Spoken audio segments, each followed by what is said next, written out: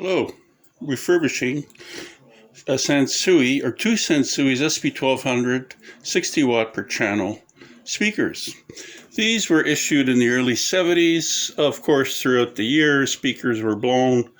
Mid-ranges had to be replaced, which you see up here. And recently I just replaced the two little tweeters. It was tricky to get the polarity set up because there's no plus or minus on the tweeter poles themselves.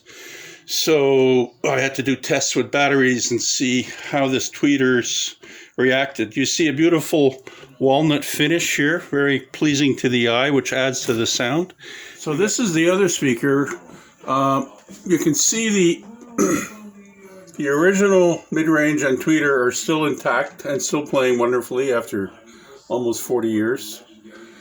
And the woofer is a little... The cone there seems a little collapsed, but that is just really for cosmetic. It doesn't really affect the sound. So, yeah, it still sounds great. Just tested it. All right, just to give you an idea of what the original speakers look like and what the new ones are looking inside. Bye for now. Two holes here at the bottom, which need air for if the woofer ever, when the bass is volume is brought up, foam or certain things start pumping out of these holes. So I don't think there's any of that foam left.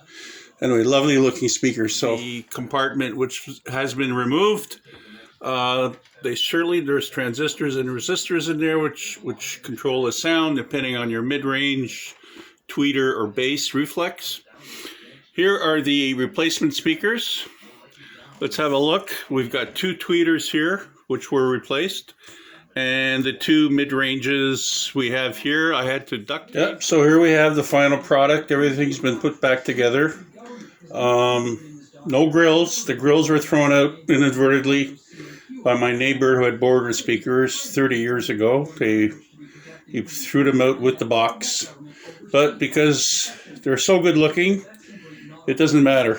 But in the video, you'll see what the grills look like. Can't wait to turn them on. Let her rip. Bye for now.